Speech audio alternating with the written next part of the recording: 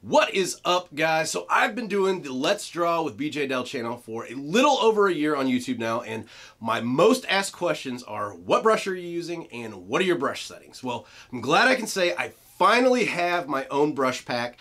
Today's video is going to walk you through exactly what's included, how to use the brushes, and where you can download it. So if you want to learn all about that and more, keep watching.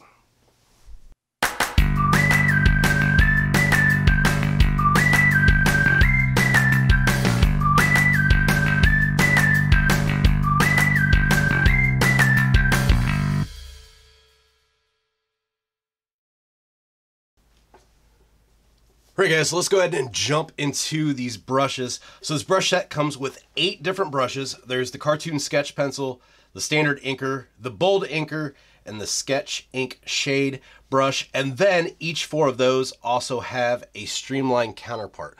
Now, one thing I want to point out, the streamlined counterpart for each brush, this is not the same brush just with streamline turned on. If you've used streamline before, you'll notice that the brush acts differently with streamline. Of course, you know, you get the smoothness, but the thickness of the brush and the way the lines work, it's just not the same. So every single one of these, I went back through, all the settings are changed and adjusted so that the streamline, you get the smooth line, but it's gonna act like the regular brush, which is something really hard to do, but it was something I thought was important because I don't use streamline too often because it's just very jarring to jump back and forth in the way that the brushes act. So just wanted to get that out of the way. So let's start with the sketch pencil first.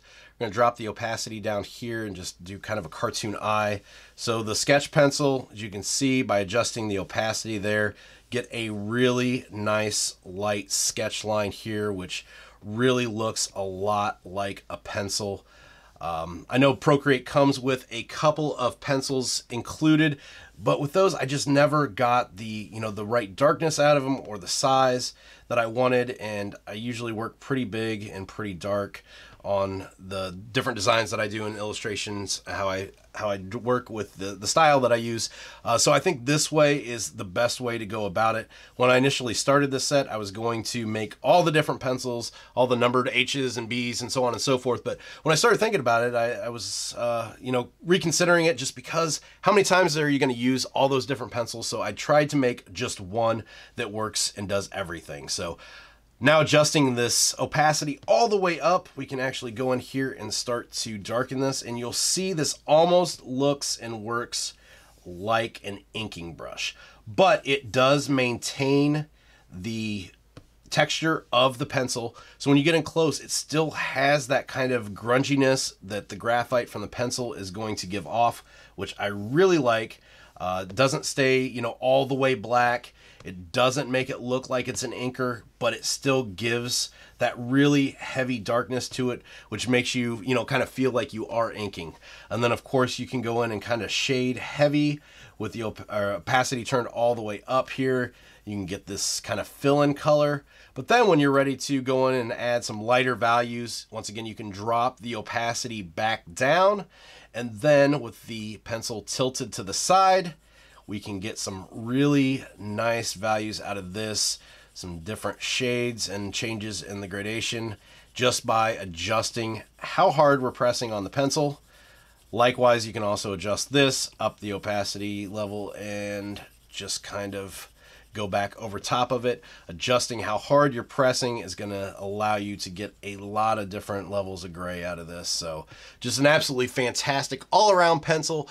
Kind of helps not having to switch back and forth between, you know, 20 different pencils. So that's the first one. And then of course we have the streamlined version of this.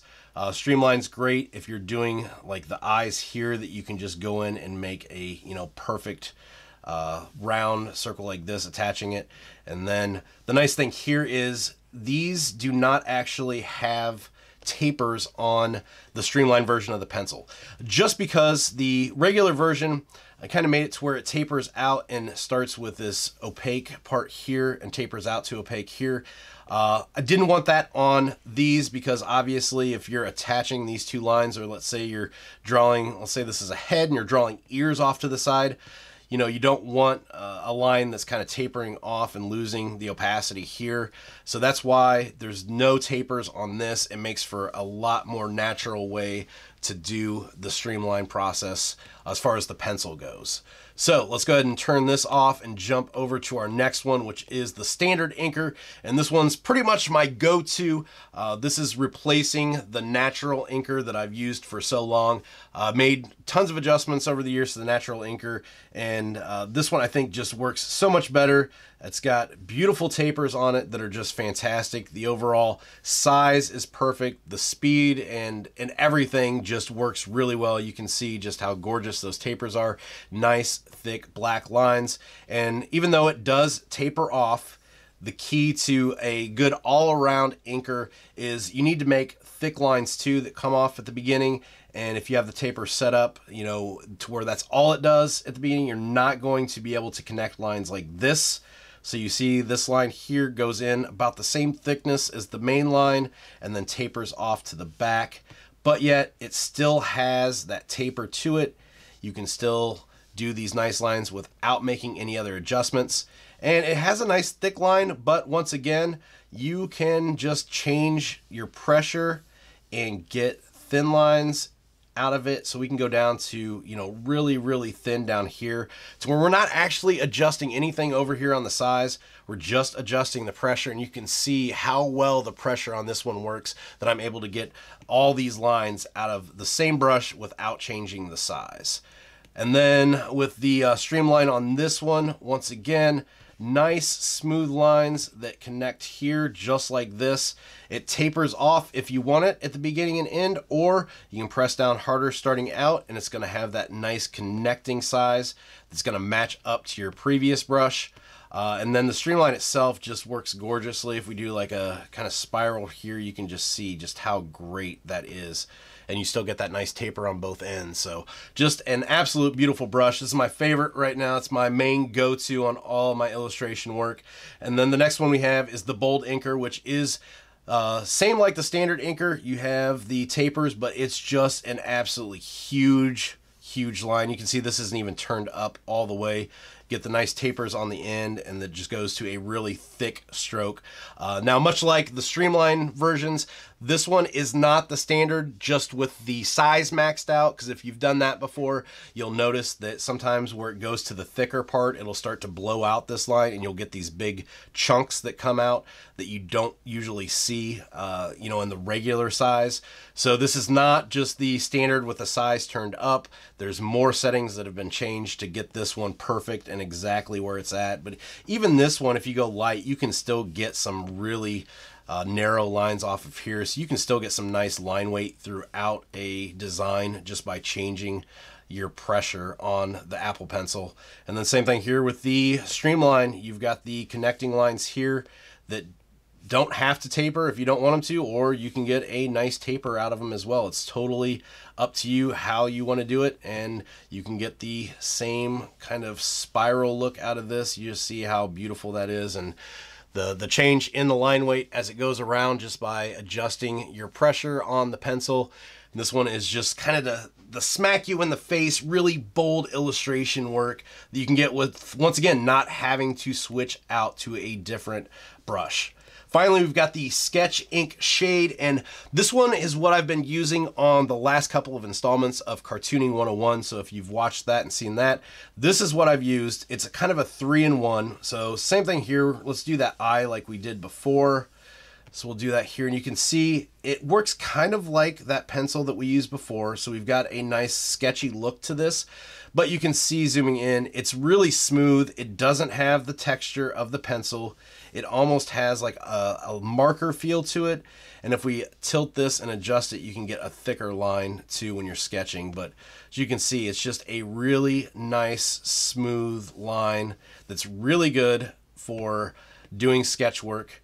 And then once we are ready to ink and darken it in, let's go ahead, jump up the opacity here and go in. You can see this almost works exactly like our inking brushes that we just used, but it's, like I said, the same brush that we did the sketching with. We can't do any sketching the way that the previous inkers are set up. And this one just gives you the versatility of, like I said, 3 brushes in one. So we've got the sketching part, we've got this inking part, And then before I do this next here, let me go ahead and show you the streamline just so I can get this circle in for the eyeball part. So we've got that there, and then we'll get the pupil in here. Let's switch back. Get this added in real quick. Okay, so now that we've got that laid in, we want to go ahead and darken it in, shade it in. So we're going to drop the opacity down. And then with this one, I like to keep my finger over here and kind of adjust the opacity on the fly as I'm doing it. So I'm going to make it a little bit darker here, and we'll go ahead and shade in this eyebrow up top here.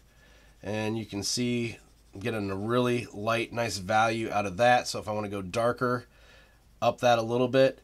And by tilting the pencil towards the back, I'm getting this really nice, thick shading stroke out of this. If I tilt the pencil further upright, you can actually get more lines out of it if you want to add in some textures like that. But as you can see, just getting really nice values out of that just by adjusting the angle of the brush. And then same thing here going around.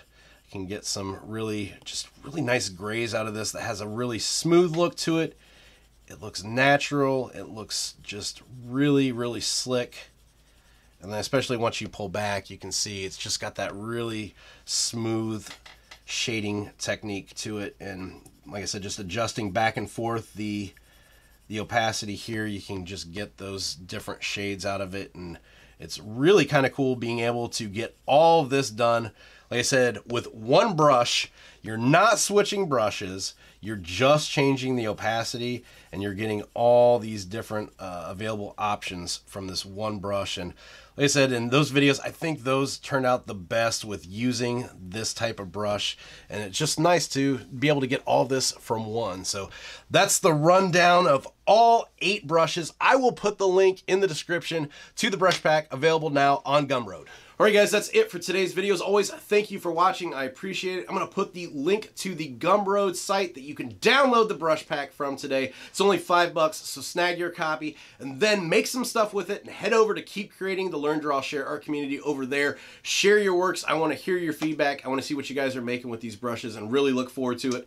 As for me, I can be found online, bjdell.com, as well as on Instagram and Twitter at bjdell. So until next time, keep creating.